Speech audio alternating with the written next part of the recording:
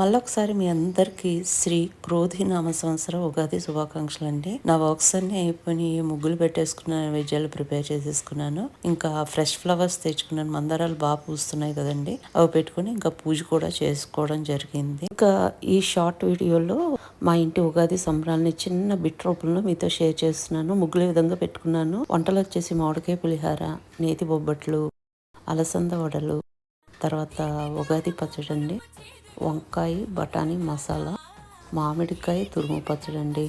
ఇవన్నీ Ugadi special recipes.